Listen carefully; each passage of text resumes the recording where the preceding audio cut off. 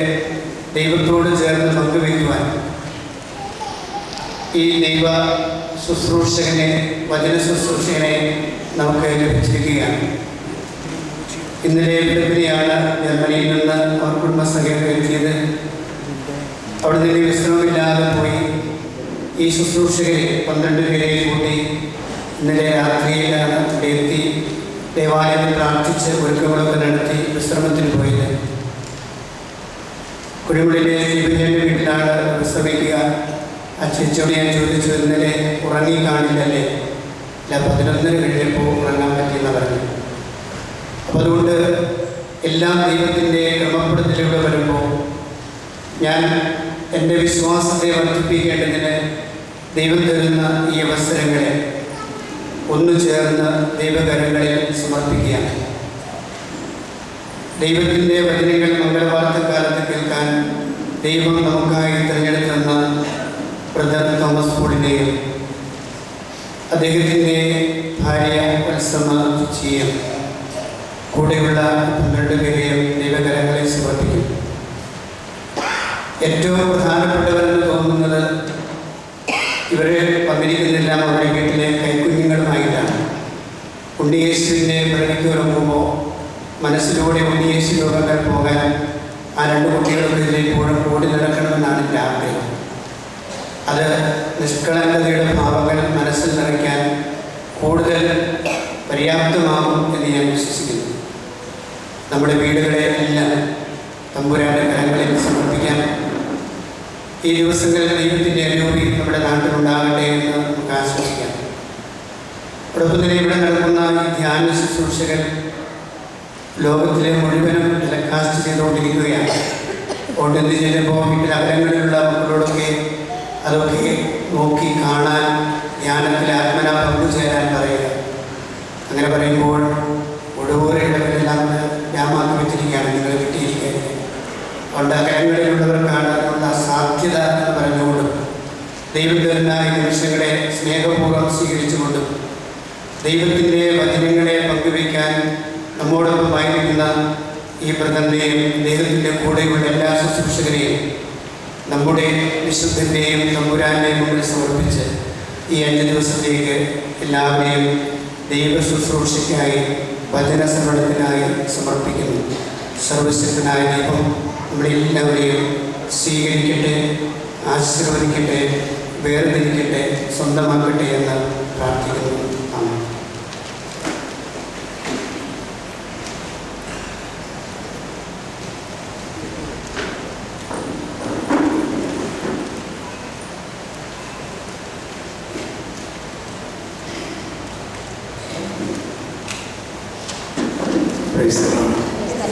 ബഹുമാനപ്പെട്ട അച്ഛന് പ്രത്യേകം നന്ദി. നിങ്ങളെല്ലാവരെയും ഈ ധ്യാനത്തിലേക്ക് വന്നിരിക്കുന്ന നമ്മളെല്ലാവരും ഒരു നിമിഷം നിങ്ങളേക്ക് വേണ്ടി പ്രാർത്ഥിക്കുകയാണ്. കർത്താവിൻ്റെ സ്വരം കേൾക്കാനും കർത്താവിൻ്റെ പരിശുദ്ധാത്മാവ് നിറഞ്ഞ് നിങ്ങളോട് സംസാരിക്കാനുമായി നിങ്ങൾ തന്നെ ദാഹിക്കുക. നമുക്കൊന്ന് കണ്ണടച്ച് പരിശുദ്ധാത്മാവേ, ഞങ്ങളിൽ വസിക്കുന്ന പരിശുദ്ധാത്മാവേ, ഞങ്ങളിൽ നിറഞ്ഞ് ഞങ്ങളിൽ ഒഴുകി ഞങ്ങളിലേക്ക് പ്രസരിക്കണമേ എന്ന് പ്രാർത്ഥിക്കാം. ദൈവാത്മാവ് നമ്മളിൽ തന്നെ വസിക്കുന്നു. ഈ ആഗമനകാലം, മംഗളവാർത്തക്കാലം ദൈവാത്മാവിൻ്റെ ശക്തമായ കാലമാണ്. നമ്മുടെ വിശ്വാസ പ്രമാണത്തിലെ ഏറ്റവും പ്രധാന ഒരു രഹസ്യമാണ് പരിശുദ്ധാത്മാവിനാൽ മറിയം ഗർഭം ധരിച്ചു.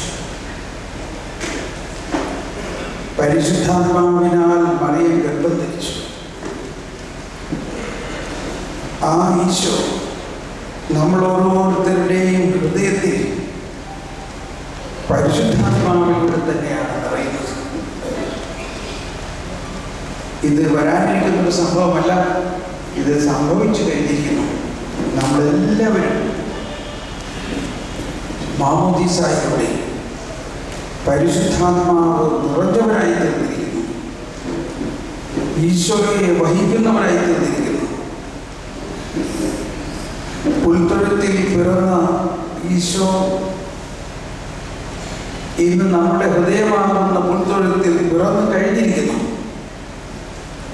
ആ ഈശോയെ കുറിച്ചുള്ള ജ്ഞാനം, ആ ഈശോ നമ്മുടെ ജീവിതത്തിൽ എന്ത് ചെയ്യാൻ ആഗ്രഹിക്കുന്നു എന്നതിനെ കുറിച്ചുള്ള ജ്ഞാനം, ഇതെല്ലാമാണ് നമ്മുടെ വിശ്വാസത്തിൻ്റെ വളർച്ച. നമുക്കൊന്ന് ശബ്ദമുയർത്തി പ്രാർത്ഥിക്കാം. എന്നിൽ വസിക്കുന്ന പരിശുദ്ധാത്മാവേ, എന്നിൽ ജീവിക്കുന്ന ത്രിത്വൈക ദൈവമേ, എന്നിൽ നിറഞ്ഞു കവിഞ്ഞൊഴുകണമേ. എന്നിൽ വസിക്കുന്ന പരിശുദ്ധ ത്രിത്വമേ, ദൈവസ്നേഹം കൊണ്ട് എന്നെ നിറയ്ക്കണമേ. എന്നിൽ വസിക്കുന്ന ത്രിത്വൈക ദൈവമേ, എന്നിൽ നിറയണമേ. ജ്ഞാനത്താൽ നിറയ്ക്കണമേ, സ്നേഹത്താൽ നിറയ്ക്കണമേ. എന്നിൽ വസിക്കുന്ന പരിശുദ്ധാത്മാവേ, എന്നിൽ കത്തി പടരണമേ. ആത്മാവേ പരിശുദ്ധാത്മാവേ എന്നുള്ള ഗാനം നമ്മൾ ആരംഭിച്ച് പ്രാർത്ഥിക്കാൻ പോവുകയാണ്. ഇതൊരു പ്രാർത്ഥനയാണ്, വലിയ പ്രാർത്ഥനയാണ്. ദൈവാത്മാവ് നമ്മിൽ തന്നെ വസിക്കുന്നു എന്നുള്ള സത്യം അറിഞ്ഞുകൊണ്ട് ആ ദൈവാത്മാവ് നമ്മുടെ ആത്മാവിൽ ലയിച്ച് നമ്മുടെ മനസ്സിനെ, നമ്മുടെ ചിന്തയെ, നമ്മുടെ ഭാവനയെല്ലാം ഉയർത്തി നമ്മുടെ ജീവിതത്തെ രൂപാന്തരീകരിക്കാൻ പോവുകയാണ്. ആ ബോധ്യത്തോടെ നമുക്ക് ഈ ഗാനം കടലാസിലെ ആദ്യത്തെ ഗാനമാണ്. അതിൻ്റെ ഓരോ വാക്കുകളും ഹൃദയത്തിൽ സംഗ്രഹിച്ചുകൊണ്ട്, അതിൻ്റെ അർത്ഥം പൂർണ്ണമായി ഗ്രഹിച്ചുകൊണ്ട് നമുക്കിത് പാടി പ്രാർത്ഥിക്കാം. Amen.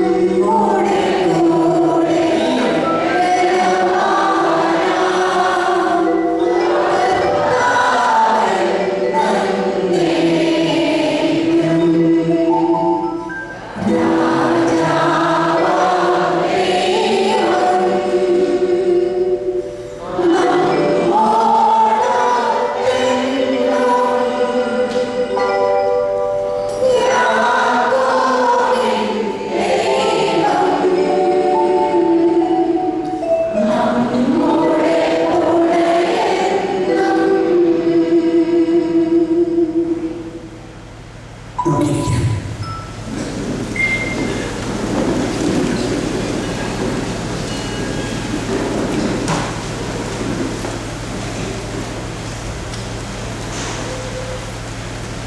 Praise the Lord. നമ്മുടെ വിശ്വാസത്തിൻ്റെ ഏറ്റവും വലിയ രഹസ്യം നമ്മോടൊത്ത് വസിക്കുന്ന ദൈവത്തെക്കുറിച്ചുള്ള ഉൾക്കാഴ്ച, ആ ബോധ്യം, ആ അനുഭവം, ഇതെല്ലാമാണ്. ദൈവം അകലെ ആകാശത്തിന് മുകളിലോ മലയുടെ മുകളിലോ അല്ല. ദൈവം എവിടെയാണ്? ദൈവം എവിടെയാണ്? ദൈവം എവിടെയാണ്? നമ്മുടെ ഉള്ളിൽ തന്നെ. ഒരു സൃഷ്ടിയായ ദൈവത്തിൻ്റെ സൃഷ്ടിയായ മനുഷ്യൻ, സാധാരണ നമ്മൾ പറയാം പാപിയും ബലഹീനനുമായ മനുഷ്യന്റെ ഉള്ളിൽ ദൈവം വസിക്കുന്നു എന്നുള്ള സത്യം, അത് മനുഷ്യബുദ്ധിക്ക് അപ്രാപ്യമാണ്. മനുഷ്യന്റെ ചിന്തയ്ക്കും മനുഷ്യന്റെ മാനുഷികമായ ബോധ്യങ്ങൾക്ക് ഇത് മനസ്സിലാക്കാൻ സാധ്യമല്ല. അതുകൊണ്ടാണ് നമുക്ക് വിശ്വാസത്തിൻ്റെ നയനങ്ങളിലൂടെ, വിശ്വാസത്തിൻ്റെ ഇരുട്ടിലൂടെ, എന്താ ഇരുട്ട് എന്ന് പറഞ്ഞാൽ? ഇരുട്ട് എന്ന് പറഞ്ഞാൽ കാണപ്പെടാത്തവ ഉണ്ട് എന്നുള്ള ബോധ്യമാണ് വിശ്വാസം. അപ്പൊ കാണപ്പെടാത്ത അവസ്ഥയ്ക്ക് എന്താ പറയാ? ഇരുട്ട്. എന്നാൽ നമുക്ക് കാണാൻ പറ്റും. എങ്ങനെ കാണാൻ പറ്റും? അവിടെ ഉണ്ട്. എന്തുകൊണ്ട് പറയുന്നു? ഞാൻ വിശ്വസിക്കുന്നു. നമ്മുടെ കൂടെ ബലവാന, ഒന്നെല്ലാവരും പാടിയോടുകൂടി.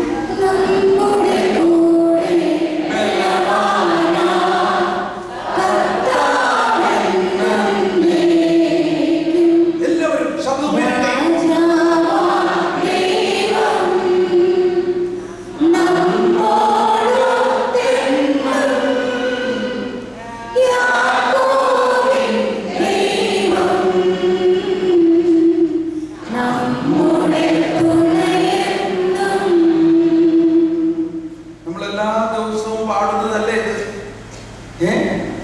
അങ്ങനെ പാടുന്നുണ്ടെങ്കിലും കുർബാനയെല്ലാം കഴിഞ്ഞ് പുറത്തിറങ്ങി കഴിയുമ്പോൾ എന്തിനാ ഇങ്ങനെയൊക്കെ ജീവിക്കണേ, ഓ എന്ത് പ്രയോജനം ഇങ്ങനെയൊക്കെ പണിപ്പോയിട്ട്, ഇങ്ങനെ ഒരു നിരാശ കൊണ്ടാണ് ചിലർ പറയണല്ലേ. നിരാശ, ഒരു പ്രത്യാശയില്ലാത്തവരെ പോലുള്ള സംസാരം. എന്തുകൊണ്ടാണ് അപ്പോൾ അത്? ഇതെല്ലാം ഒരു കർമ്മം പോലെ ഇങ്ങനെ പാടിയത് കൊണ്ട് കാര്യമല്ല. ഈ സത്യത്തെ നമ്മൾ അനുഭവമാക്കണം. എന്താണ് സത്യം?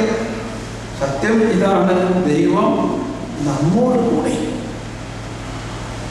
അപ്പൊ ഈ ദിവസങ്ങളെല്ലാം ഈ രഹസ്യം തന്നെയാണ് നമ്മൾ പല വിധത്തിൽ ചിന്തിക്കുകയും ധ്യാനിക്കുകയും ചെയ്ത് ഈ 5 ദിവസം കഴിയുമ്പോൾ ക്രിസ്മസ് ആയി കഴിഞ്ഞു, അല്ലെങ്കിൽ ക്രിസ്മസിന്റെ അല്ലെങ്കിൽ മംഗളവാർത്തയുടെ അല്ലെങ്കിൽ പിറവി തിരുനാളിന്റെ പൂർണ്ണ അനുഭവം നിങ്ങൾക്ക് ലഭിക്കണം. പിറവി, യേശു നമ്മുടെ ആത്മാവിൽ പിറവി നടത്തി കഴിഞ്ഞിരിക്കുന്നു. യേശു നമ്മുടെ ആത്മാവിൽ തുടിച്ചു നിൽക്കുന്നു. ആ അനുഭവത്തിലൂടെയുള്ള ഒരു ജീവിതമാണ് ക്രിസ്തീയ ജീവിതം എന്ന് പറയുന്നത്. ക്രിസ്ത്യാനി എന്ന് പറഞ്ഞാൽ ക്രിസ്തുവിനെ കൊണ്ട് നടക്കുന്നവനാണ്. അവൻ ജീവിക്കുന്ന ഒരു സക്രാരിയാണ്. ക്രിസ്തു അവനിൽ മുഴുവൻ കഴിഞ്ഞിരിക്കുന്നു. ഇനിയും യേശുവേ വരണമേ എന്ന് പ്രാർത്ഥിക്കേണ്ട ആവശ്യമില്ല. യേശു ഇതാ വന്ന് കഴിഞ്ഞിരിക്കുന്നു. പരിശുദ്ധാത്മാവെ പറന്നിറങ്ങണമേ എന്ന് പ്രാർത്ഥിക്കേണ്ട ആവശ്യമില്ല. പരിശുദ്ധാത്മാവ് നമ്മളിൽ തന്നെ വന്നു കഴിഞ്ഞിരിക്കുന്നു എന്ന് വിചാരിച്ച് അങ്ങനെ പാടുന്നതിന് തെറ്റൊന്നുമില്ലല്ലോ, പാടിക്കോ. പക്ഷേ പാടുമ്പോൾ നമുക്ക് ഈ ബോധ്യത്തിലായിരിക്കണം പാടേണ്ടത്. നമ്മളിൽ സംഭവിച്ചു കഴിഞ്ഞിരിക്കുന്നു. സ്നേഹമുള്ളവരെയും, ഈശോയുടെയും ജീവിതം മുഴുവൻ നമ്മുടെ ജീവിതവുമായിട്ട് ബന്ധപ്പെട്ട് ഈശോ പറഞ്ഞു, എന്നെ അനുഗമിക്കുവിൻ എന്ന് പറയുമ്പോൾ ഈശോയുടെ പരസ്യ ജീവിതത്തിലെ 3 വർഷത്തെ മാത്രമല്ല അനുഗമിക്കാൻ പറയുന്നത്, മറിച്ച് ഈശോയുടെ 33 വർഷത്തെ ജീവിതം മാത്രമല്ല. പിന്നെ എന്താ, 33 വർഷം കൊണ്ട് ഈശോയുടെ ജീവിതം കഴിഞ്ഞോ? പിന്നെ എത്രത്തോളം കൊണ്ട് ഈശോയുടെ ജീവിതം?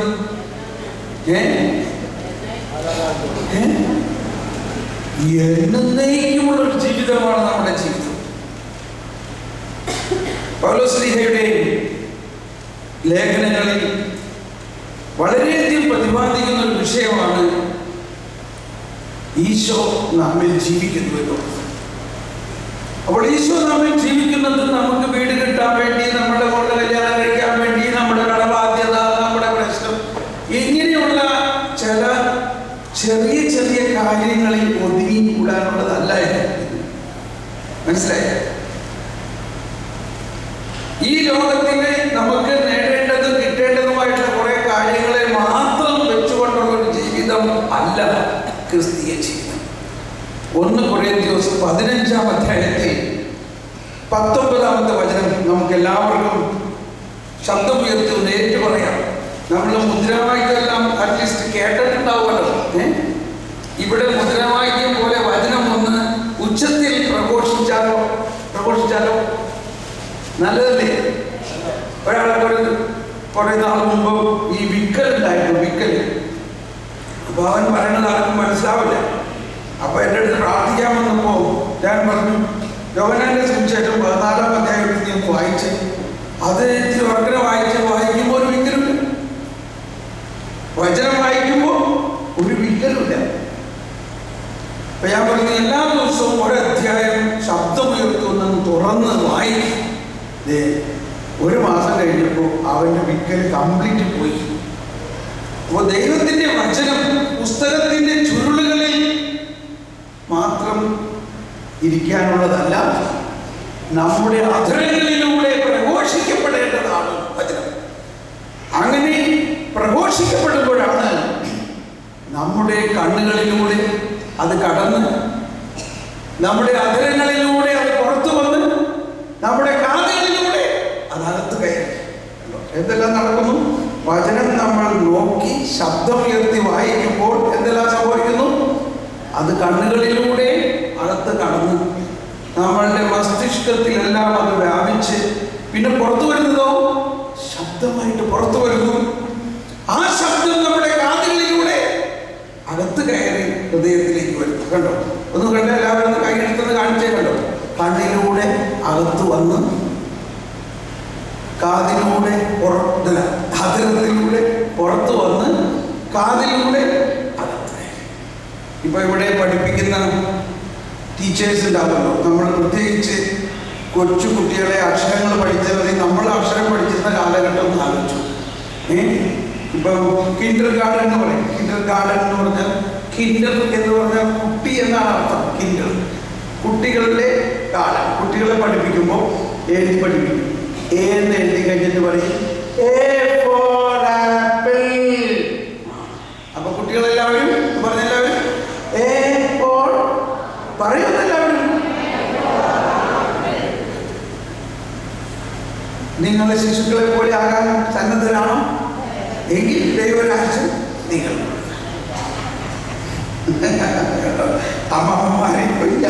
അമ്മാമ്മമാർക്ക് പറയാൻ ഇതെങ്ങനെ കുട്ടിയാവണം. അപ്പൊ എന്താണ് അവിടെ പഠിപ്പിച്ചതിന്റെ തത്വം എന്താ? ഈ കുഞ്ഞുങ്ങളെ എഴുതി കാണിച്ചിട്ട് വളർന്നു. അപ്പൊ അവരുടെ കണ്ണുകളിലൂടെ അത് കയറി, അതിരകളിലൂടെ പുറത്തു വന്നു, കാതുകളിലൂടെ അകത്ത് കയറി. ഇനി മരിക്കുന്നത് വരയ്ക്കും അവർ A for apple എന്ന് പറയുന്നതിന് വല്ല വ്യത്യാസമുണ്ടോ? ഇപ്പൊ മനസ്സിലായോ ബൈബിൾ എങ്ങനെ വായിക്കണം? ബൈബിൾ വായിക്കുമ്പോൾ ശബ്ദമുയർത്തി വായിക്കണം. ഈ യോഹന്നാന്റെ സുവിശേഷത്തിന്റെ ആദ്യത്തെ വചനം എന്താ? ആദ്യത്തെ വചനം ആദിയിൽ വചനമുണ്ടായിരുന്നു. ഇത് ഹിന്ദി ബൈബിളിൽ എഴുതിയിരിക്കുന്നത് ആദിമേ ശബ്ദ എന്നാണ്. ആദിമേ ശബ്ദ, ആദിയിൽ വചനമുണ്ടായിരുന്നു എന്നുള്ളതിന് ഹിന്ദി ബൈബിളിൽ പറയുന്നത് എന്താണെന്ന് അറിയാമോ?